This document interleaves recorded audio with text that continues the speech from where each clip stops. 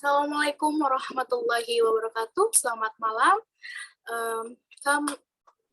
Mass communication atau komunikasi massa. Kita akan mempresentasikan mengenai menganalisa model-model komunikasi, contoh kasus, beserta hambatannya. Dan kami dari kelompok 6 yang beranggotakan yang pertama Muhammad Ilyas, Anissa Catur, Suheni, saya sendiri, Upit Fitriani, dan Renaldi Tanuwijaya. Topik yang akan kita bahas, yang pertama tentunya latar belakang, kedua definisi model komunikasi, ketiga model-model komunikasi, contoh kasus, dan hambatannya, yang keempat dan yang terakhir yaitu kesimpulan. Yang pertama latar belakang yang akan dibacakan oleh Renaldi Tanuwijaya, dipersilakan. Nah, memang pada dasarnya ya, bahwa komunikasi massa itu sendiri ya kita dapat menjelaskan dalam dua persepsi yang kontradiktif, tapi sebetulnya sama saja sih. Bagaimana orang memproduksi pesan dan coba untuk menyebarkan pesan tersebut melalui media. Dan tentunya tujuan akhirnya adalah supaya banyak orang yang tahu. Itu intinya sih sebenarnya daripada komunikasi massa. Dan kalau kita pikirkan lagi, bahwa media ini sangat berperan penting untuk komunikasi massa sendiri. Jadi, bagaimana orang di luar sana banyak yang dapat tahu informasi mungkin ya mengenai COVID-19 kalau bukan dibantu juga dari media massa. Nah, secara singkat memang itu sebetulnya kita bisa simpulkan demikian. Nah, kita coba lihat slide yang berikutnya bahwa komunikasi ini memang sifatnya dinamis. Artinya memang percakapan dan conversation yang kita sama-sama lakukan setiap hari itu sudah diteliti dan ditelaah juga sih oleh banyak para ahli komunikasi di zaman dulu, kemudian sampai dengan sekarang, dan masing-masing punya pendapat gitu ya, masing-masing punya ciri khas dan banyak juga pendapat atau persepsi yang mereka utarakan itu punya latar belakang masing-masing, yaitu ya ada latar belakang daripada orang itu sendiri, kemudian persepsi, kondisi teknologis, teologis, dan lain-lain, khususnya di zaman tersebut. Nah, intinya sebenarnya begini dalam latar belakang ini, yang saya mau coba tekankan adalah bahwa komunikasi itu penting. Ya, kita sebagai manusia menjalankan atau melakukan aktivitas sehari-hari tanpa komunikasi juga tidak mungkin. Sekolah, kuliah, kerja, dan lain-lain. Kemudian aktivitas sosial. Nah, jadi ini yang perlu sambil kita coba lihat ya di slide berikutnya bahwa komunikasi itu penting. Kita perlu tanamkan ini dalam pikiran kita sehari-hari, dan karena komunikasi itulah akhirnya memiliki peran yang sangat penting dalam kehidupan kita.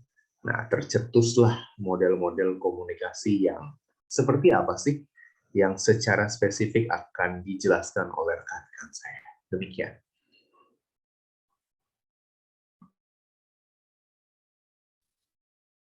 Nah, jadi apa sih definisi model komunikasi? Model komunikasi berfungsi untuk mempermudah mempelajari dan menganalisis komunikasi.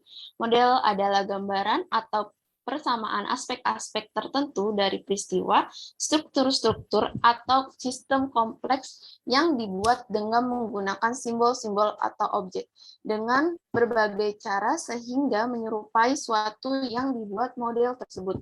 Selain itu, model berfungsi untuk menyederhanakan realitas sosial dan alam yang kompleks. Mortensen berargumen bahwa yang pertama dalam arti luas, model merupakan representasi sistematis dari suatu objek atau peristiwa dalam bentuk ideal atau abstrak. Kunci untuk kegunaan model tersebut sejauh mana itu sesuai pada korespondensi titik demi titik menuju faktor-faktor penentu perilaku komunikatif. Yang kedua, model komunikasi hanyalah gambaran model-model bahkan mendistorsi gambar karena mereka menghentikan atau membekukan proses interaktif atau transaktif, dasarnya dinamis menjadi gambar statis. Yang ketiga, model adalah metafora, memungkinkan kita untuk melihat satu hal dalam hal lain.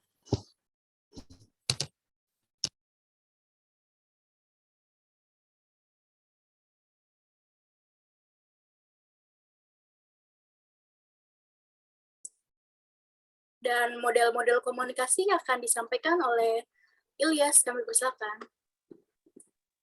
Ya, macam-macam model-model komunikasi. Next. Model komunikasi yang pertama dari Shannon de Weaver. Model ini membahas tentang masalah dalam mengirim pesan berdasarkan tingkat kecermatannya. Model ini mengandalkan sebuah sumber daya informasi atau source information yang menciptakan sebuah pesan atau message dan mengirimnya dengan satu saluran atau channel kepada penerima atau receiver, yang kemudian membuat ulang atau recreate atau pesan tersebut. Dengan kata lain, model ini mengasumsikan bahwa sumber daya informasi menciptakan pesan dari seperangkat pesan yang tersedia. Pemancar atau transmitter mengubah pesan menjadi sinyal yang sesuai dengan saluran yang dipakai sasaran. Sasaran atau destination adalah orang yang menjadi tujuan pesan itu. Saluran adalah media yang mengirim tanda dari pemancar kepada penerima. Di dalam percakapan, sumber informasi adalah otak. Pemancar adalah suara yang menciptakan tanda yang dipancarkan oleh udara. Penerima adalah mekanisme pendengaran yang kemudian. Dan ini contoh kasus dalam kasus model komunikasi Shannon de Weaver. Di atas mempunyai barrier atau noise. Suara pengirim tidak dapat diterima dengan jelas atau bisa disebut penyampaian yang diberikan tidak bisa dibalas atau dipahami oleh si penerima. Next. Dan yang kedua ada de Fleur. Model ini merupakan model komunikasi massa dengan menyisipkan perangkat media massa atau mass medium device dan perangkat umpan balik atau feedback device. Model ini menggambarkan sumber atau source, pemancar atau transmitter, penerima atau receiver, dan tujuan atau destination sebagai fase yang terpisah dalam proses komunikasi massa serupa dengan fase-fase yang digambarkan Scrum. Fungsi dari penerima dalam model de Fleur adalah menerima informasi dan menyandikannya. Dan ini contoh kasus dari Fleur. Dari kasus gambar di atas, kita dapat mengetahui bahwa barrier atau noise model komunikasi de Fleur ini mempublikasikan atau memberitakan tentang pemilihan presiden atau pemilu. Penerima tidak dapat bahkan kesulitan dengan memilih pilihan sendiri. Seseorang individu cenderung mengalami kebingungan karena tidak yakin terhadap pilihannya. Dan yang ketiga ada model dari Hub. Dan yang ketiga yaitu ada model Hub. Model komunikasi Hub adalah model lingkaran yang dinamis dan berputar terus-menerus. Model Hub adalah model lingkaran konsentris yang bergetar sebagai sebuah rangkaian proses aksi dan reaksi. Komunikator berada di tengah-tengah pusaran, artinya komunikator menyebarkan pesan keluar dalam proses penyebaran ide dan gagasan. Komunikator dibantu oleh media amplification atau extension.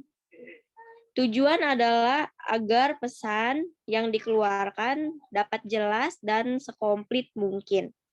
Dan contoh dari kasus model Hub adalah ketika ada skandal yang melibatkan Presiden AS, seperti yang terjadi pada Bill Clinton, media dengan pemberitaannya telah melakukan amplifikasi pada ribuan bahkan jutaan audiens. Media massa sebagai alat saluran komunikasi massa tidak dapat berdiri sendiri. Ada banyak faktor yang mempengaruhi peredaran pesan. Ada komunikator, kode, pelapis informasi, media massa itu sendiri, pengatur, penyaring, komunikan, dan efek. Barrier model Hub mengakui adanya gangguan dan pemutarbalikan fakta yang turut serta dalam proses penyebaran pesan. Gangguan ini bisa berupa gangguan saluran seperti gambar tidak jelas atau suara tidak jernih, kesalahan cetak, dan lain-lain. Dan selanjutnya ada model Maletsky.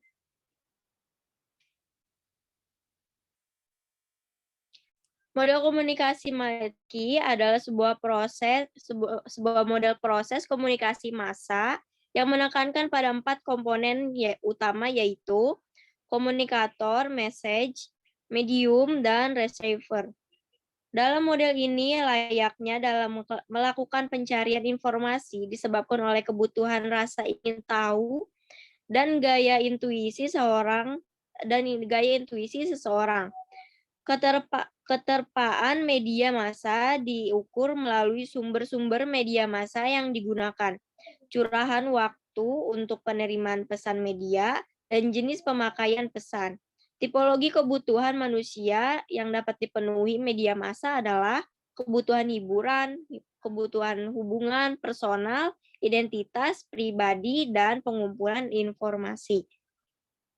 Selanjutnya yaitu ada contoh model dari pesan dipengaruhi oleh seleksi dan susunan pesan. Medium yang dilaksanakan pada teori ini adalah media massanya. Malecki menempatkan elemen-elemen tekanan dan kendala dari medium dan citra medium pada diri komunikasi antara proses medium dan komunikan. Atau komunikan dalam memposisikan perannya sebagai penerima pesan, receivers akan menyeleksi media apa yang dikonsumsinya sesuai dengan personality mereka dan juga kebutuhan yang memotivasi. Misalnya orang yang konservatif kemungkinan besar mendisregard pesan yang berkaitan dengan liberal, orang bisnis, dan mencari berita ekonomi. Dalam model Malecki, pada gambar di atas juga dapat melihat pengaruh receivers terhadap media, yakni seleksi pada susunan media. Ada tiga hal penting dalam pemilihan atau penerimaan pesan, yaitu kita lebih memilih pesan yang kita setujui atau kita inginkan. Kita hanya akan menginterpretasikan pesan atau pesan sesuai dengan kemampuan komunikasi, perilaku, dan posisi sosial budaya serta level pengetahuan kita.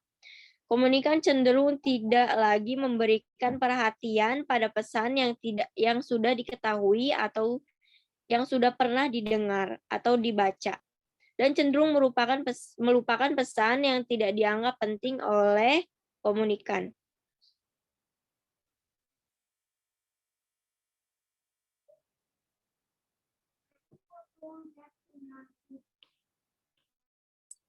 Ya, itulah dari pemaparan dari teman-teman saya mengenai model-model apa saja tentang komunikasi dan contoh-contohnya dan apa hambatan dari kasusnya itu. Saya akan menyimpulkan, komunikasi yang efektif adalah bagian utama dalam mencapai sebuah tujuan komunikasi. Sebuah tujuan komunikasi yang sukses dan efektif berasal dari pelaksanaan proses komunikasi. Orang-orang yang terlihat akan meningkatkan keterampilan komunikasi, mereka jika mereka mengikuti proses komunikasi dan tinggal jauh dari hambatan yang berbeda, telah terbukti bahwa individu yang memahami proses komunikasi akan berkembang menjadi komunikator yang lebih efektif, dan komunikator yang efektif memiliki kesempatan lebih besar untuk menjadi sukses. Oleh karena itu, kita harus menggunakan model-model komunikasi yang tepat dan berkomunikasi, khususnya dalam proses komunikasi massa, dalam penggunaan media massa yang sesuai dengan maksud serta tepat sasaran dari pesan yang hendak disampaikan.